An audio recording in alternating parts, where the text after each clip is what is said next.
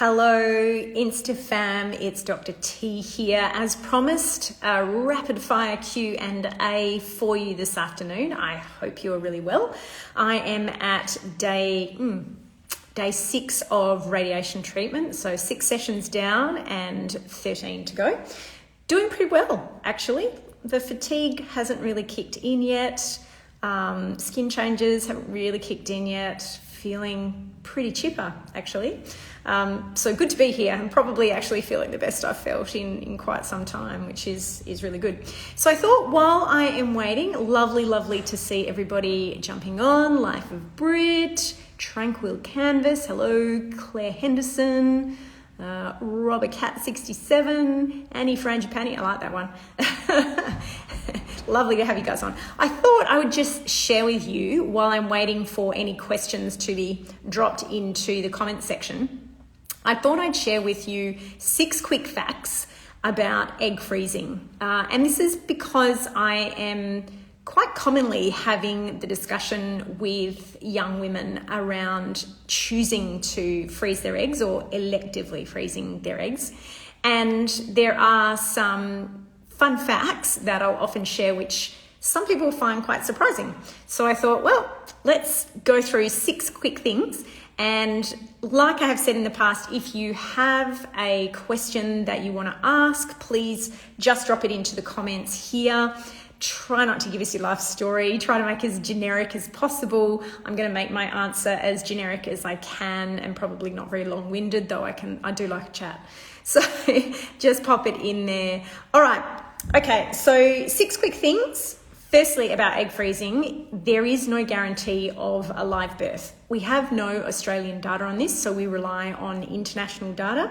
And at present, we can probably give you an 80% probability of a live birth, and depending on how many eggs you freeze, but we cannot 100% guarantee that you are going to get a baby out of egg freezing. So that's the first thing. The second thing is, eggs that are frozen should be fertilized using the ICSI technique. That's where you inject a sperm into the center of the egg or the cytoplasm of the egg.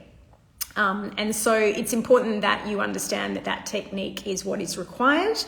And that in order for you to be able to use those eggs under Medicare, you must have a diagnosis of infertility. So it might be that you have a partner that you've been trying with for 6 to 12 months, or it might be if you are not currently in a relationship, you have not been successful with IUI using donor sperm, for example. But you must, in order to utilize those eggs under Medicare, you must have a diagnosis of infertility. I would be recommending, and I feel most of my colleagues would be the same, that if you have a normal egg reserve, i.e. your egg number is about average for your age, we would recommend, or I would recommend, you consider electively freezing your eggs in your early 30s, sort of early to mid 30s, probably not in your late 20s. And I would not be recommending egg freezing over the age of 37. I'd probably be recommending you look at sperm donation treatment right then and there. So there is this window of opportunity when it's ideal. And one of the reasons for that is my next point, which is less than 1 out of 10 females go on to use their eggs. So it's really important that you understand the investment of time, effort, money, the psychological, social, financial burden. When only 1 out of 10 females go on to use their eggs, it's a big step to take if you're not going to use them. And the interesting thing out of Australian-based research is that though many females at the beginning of their egg freezing journey think about donating their eggs, the vast majority will go on to discard them. So you've just forked out the better part of $10,000 time, effort, treatment burden, because it is a medical condition. 1 out of 10 of you will come back and use them, and the rest will kind of throw them in the bin. So it is really important that you consider freezing at a time where you are most likely to use them. And we find that most females in their early to mid 30s are going to prospectively use those eggs at a later time in their life. It might be for baby number 2, for example. So I thought I would just share those little fun facts for you to consider if you are someone who is exploring freezing your eggs. And I can see that there have been some questions that have been dropped in the comments. So let me go back over those. Hello, Emma Green 86. Do I have any comments on the research information in the book? It Starts with the Egg. It's an extremely popular book, and I have to throw out there and admit I have not read it myself, but I know many of my patients have read that book. I would not say that it is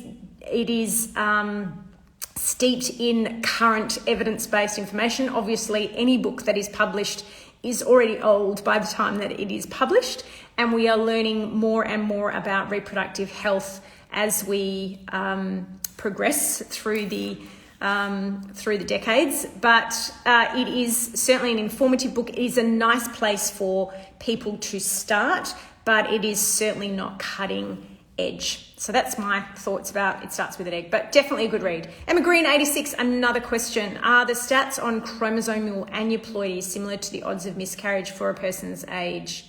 Are the stats on aneuploidy? What I can tell you is that by the time a female is 35, about 50% of her eggs are chromosomally abnormal. By the time she's 40, about 8 out of 10 of her eggs are chromosomally abnormal.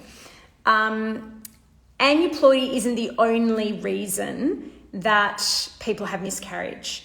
There are endometrial issues, and there are also egg quality issues that have nothing to do with the chromosomes. So, for example, the mitochondria in an egg ages as well. So the chances of a miscarriage go up exponentially. Once you're around about 37, you'll see that chances of a miscarriage actually go up exponentially. Whereas chromosomal aneuploidy rates don't really go up exponentially. They just go up in a fairly consistent fashion. So there probably is a crossover point off the top of my head. I don't know what that age would be, but you've got to remember that an egg is more than just its genetics. There are a whole heap of little organelles inside an egg that help it to function. And there are also health issues that can lead to recurrent implantation failure or miscarriage as females get older as well.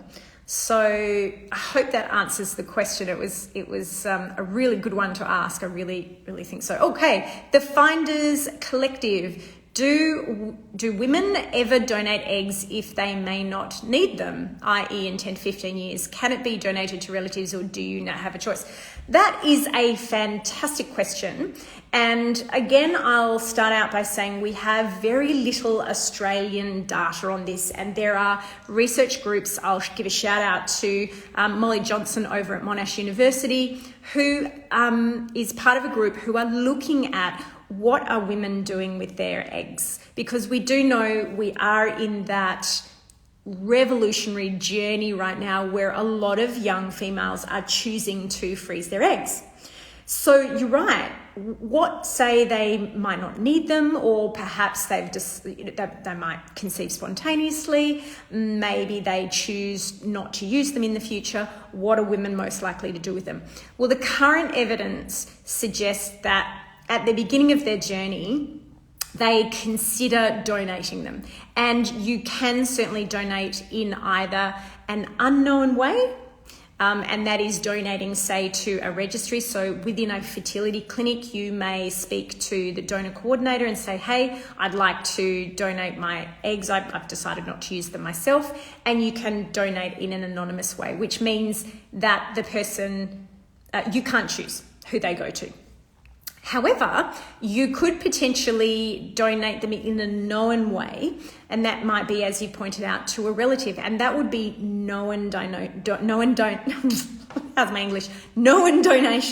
And there is a process that you go through for both unknown and known donation, but both of them are perfectly reasonable options. So good question. I like that one.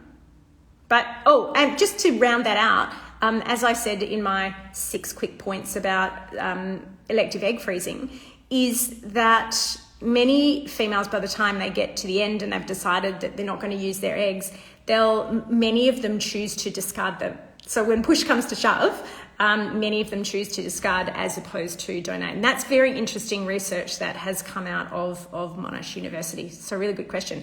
Hey, does anybody else have questions? Maddie Post is on. Chloe Lawler is on. How are you? Ravathi Kola is on. Inner Wellness, lovely to see you. Sasha Colton. Does anyone else have a burning question? Anyone furiously typing away as we speak? Some good questions have come up so far. And if you haven't heard the answers, don't hesitate to go back and listen again. We've talked about chromosomal abnormalities. We've talked about egg donation. Oh, maybe I've come on a little bit early today. It's 5 o'clock my time. I do have to go and pick my daughter up. While I'm waiting to see if anything comes back, thank you to everybody who has reached out to give me their best wishes. My hair is slowly coming back. I've even got a part that is coming back, and it's coming back somewhat grey, so I'm probably going to have to make a decision if I'm going to change up my colour. Any more questions? Maybe not. Oh, here's one. Emma, you're on the ball today. Emma Green, 86. Any thoughts on myoinositol? Is it safe to take during IVF pregnancy? Okay.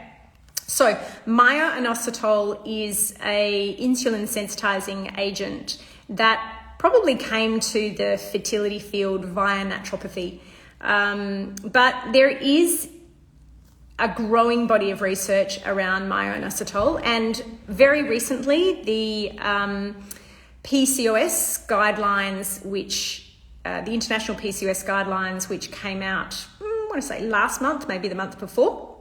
The update is very supportive of the use of myoinositol as an alternative to metformin.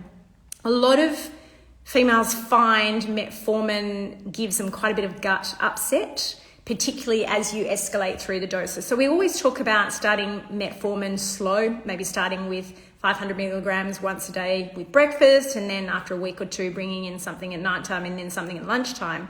But often by the second or even third dose, women do find the gut upset increases and they find it difficult to tolerate, whereas myoinositol doesn't seem to have that side effect profile. Now, there's certainly not as much evidence around myoinositol as there is around metformin as an adjunct to ovulation induction, and we know that metformin does increase pregnancy rates in the context of ovulation induction. It also helps to modulate OHSS in those who are going through IVF who might have polycystic ovarian syndrome. There's not really the evidence around myoinositol for that, but as an insulin sensitizing agent, if wanting to use it, I do think that is a reasonable alternative. I would always try metformin first. If not tolerated, myoinositol is definitely an option. So yeah, really good question. Thank you. I am certainly feeling fabulous. And Maddie, yeah, it is good to see you on here as well. Guys, we might wrap it up. Hopefully there's some good information in there for all of you. I am back to my weekly Q&A. I probably need to get into a little bit more of a routine for you guys, but I will definitely be on again next week, and I will be more than halfway through my radiation treatment, so I can give you a little bit of an update. Lovely to see you all. Have a beautiful rest of your week. Look after yourselves. Remember, it's Breast Cancer Awareness Month, so check your breasts, get your mammogram if you need one. Remind your mum, your sister, your auntie to get their mammograms done too. And I will see you guys on the other side. Bye.